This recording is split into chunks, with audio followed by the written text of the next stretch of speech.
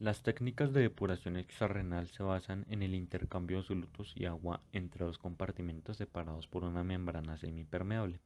Actualmente estas técnicas son utilizadas vía venovenosas. La sangre atraviesa el circuito empujada por una bomba y pasa por un filtro de baja resistencia que permite la filtración de agua, electrolitos, urea, creatinina y solutos no unidos a proteínas. Las proteínas y células sanguíneas no se filtran. En la hemofiltración continua se extrae el agua y electrolitos por mecanismo de convección. Una solución de sustitución vuelve a añadir parte o toda el agua y electrolitos extraídos antes del paso de la sangre por el filtro o después del filtro. Los solutos no deseados no se sustituyen, disminuyendo de esta forma su concentración en la sangre del paciente. Se utiliza en pacientes con insuficiencia renal o hipervolemia. En la descripción de la técnica necesitamos cierto material, la vía. Esta dependerá de la situación y característica del paciente. La vena yugular es la que produce menos trombosis, pero es la más difícil de fijar en los pacientes no relajados. La vena femoral tiene menor tasa de complicaciones, pero mayor riesgo de trombosis y de problemas de aspiración y retorno.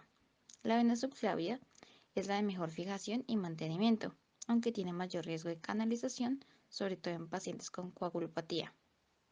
También estamos los catéteres. Para conseguir el flujo sanguíneo adecuado es necesario utilizar catéteres cortos y de gran calibre. Se recomienda colocar una llave de 3 pasos. Entre los circuitos deben tener el menor volumen de purgado posible para reducir la repercusión hemodinámica.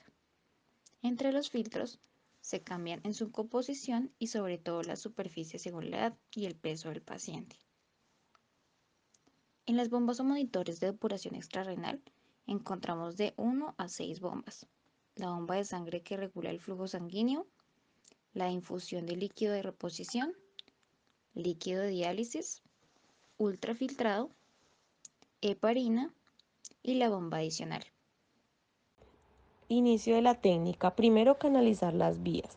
2. Purgar el circuito con 1 o 2 litros de suero salino heparinizado de 5.000 unidades internacionales en 1 litro, comprobando no queden burbujas en el aire en el filtro y en el circuito.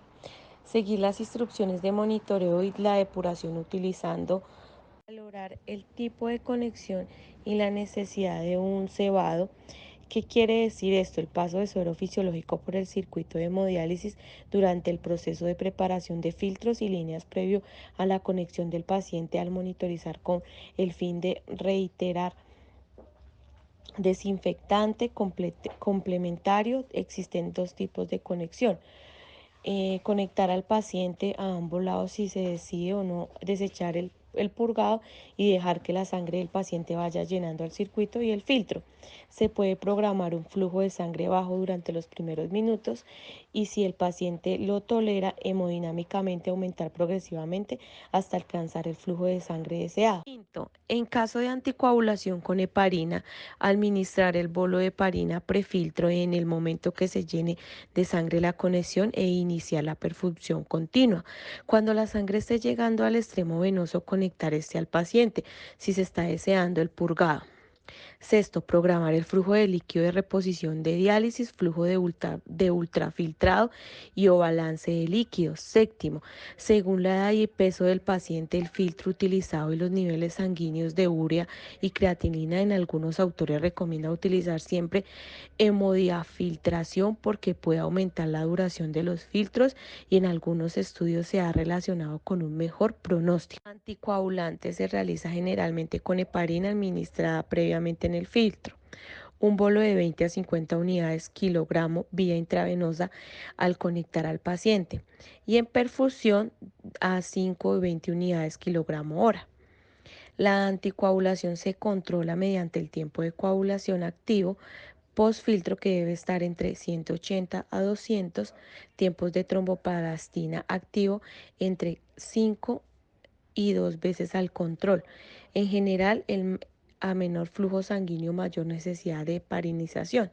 Los cuidados de enfermería que debemos tener en el proceso de hemofiltración es control de signos administrados, control de líquidos eliminados, analizar el balance horario y el balance final del turno, previniendo la deshidratación del paciente, realizar valoración continua del paciente como el estado de conciencia, la perfusión y los pulsos distales.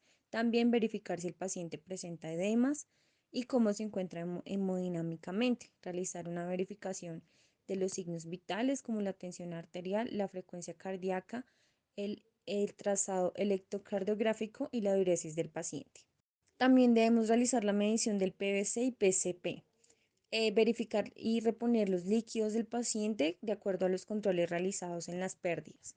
Debemos establecer el sistema de anticoagulación adecuado para el paciente. De acuerdo a los controles, verificar el PT y PTT, el ACT, verificar el nivel de plaquetas y la hemoglobina y hematocrito que presente el paciente. Debemos valorar los signos tempranos del sangrado del paciente, como si presenta epístasis, hemorragia gastrointestinal, hematuria, petequias o hematomas.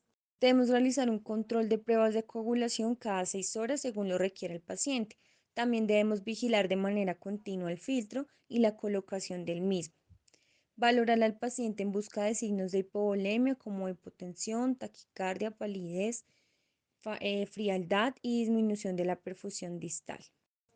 Debemos verificar si el sistema se encuentra con presencia de aire, entonces observamos la línea azul con frecuencia en búsqueda de aire en el sistema. Debemos evitar el paso de aire al sistema a través de las infusiones de reposición, observar durante el purgado el buen funcionamiento del sensor de aire y valorar continuamente en la paciente, buscar signos de dificultad respiratoria, inquietud o cianosis.